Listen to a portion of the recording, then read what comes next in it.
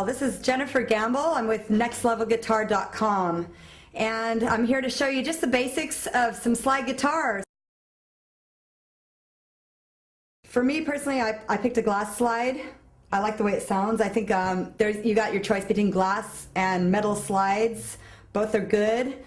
Metal slides don't break and shatter like glass ones, which has happened to me before, but I like the sound of the glass slide. I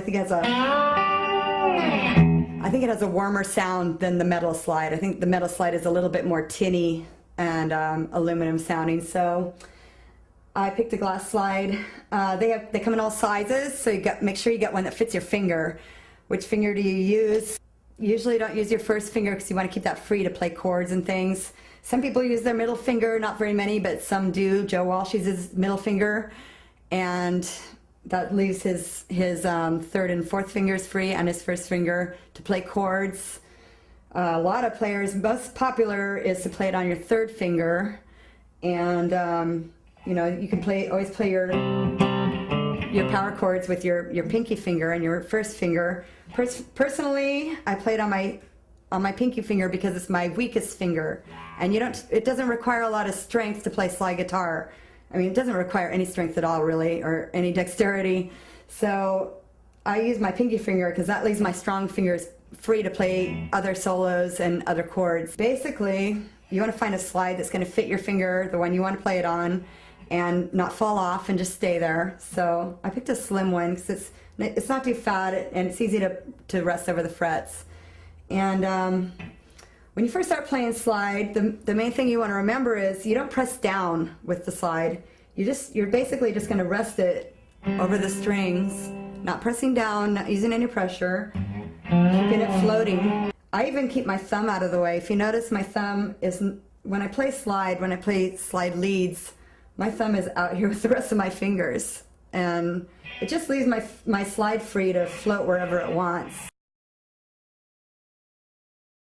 Well, I mean, the cool thing to do is get an actual glass aspirin bottle, and you know. Like that's what Duane Allman used. And you can go on eBay and find all different. Believe it or not, when I shattered my glass one, I needed it for a gig, and I ended up trying a beer bottle because I thought, well, that would be really cool if I could go up and use a beer bottle on stage. So, you know, I had to dump the excess liquid out, and I got my beer bottle. Figured I couldn't hold it this way, so I ended up holding it this way, and didn't work so well because it's way too wide, you know, for the frets.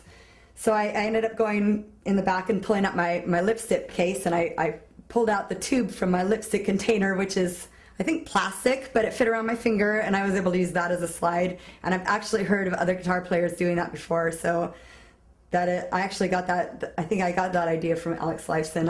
I don't remember exactly who used that the first time, but I know I read that somewhere. So when you come to playing the slide, you want to play on strings where you could play 1 or 2 or 3 notes together, because you're basically stuck in this position. You want to have your slide perpendicular to the neck of the guitar and horizontal with the fret. So here's your fret. You want your slide right there in exact parallel with the fret. And in fact, you want to be pretty much on top of the fret when you play your notes. You don't want to be behind the fret because you're going to get a little twanginess. You don't want to be in front of them. The notes are going to be off. So you want to be right on there, and you don't want to press down. So you're just, you know, you're just touching the string with the slide.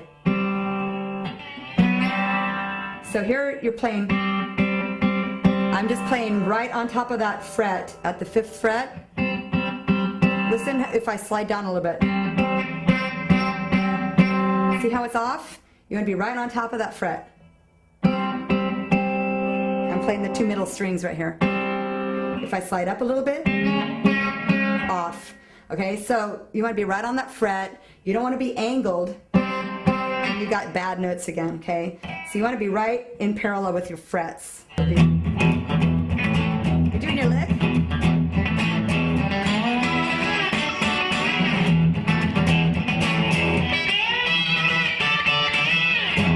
Here's your second one. Got that? Here we go.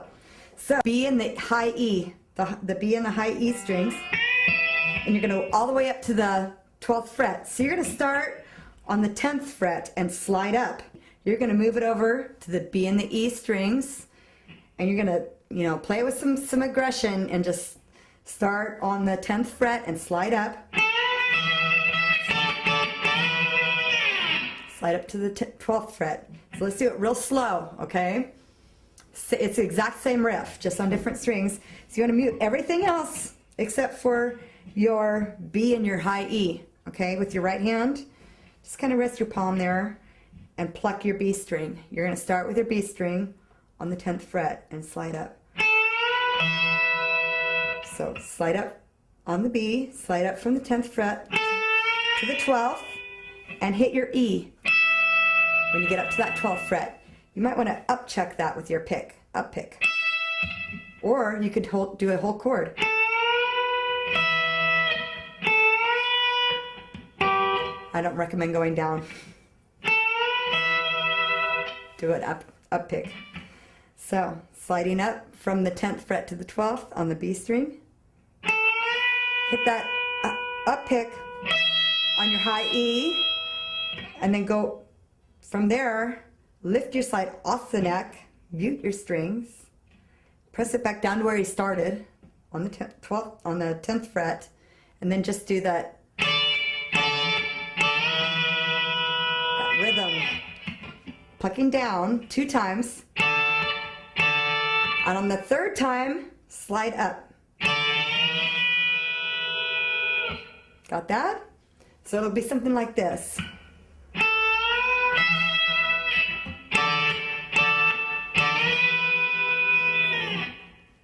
Okay, so you can practice that with the riff.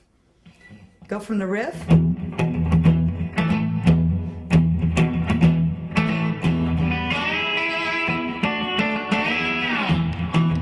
Now do your lick.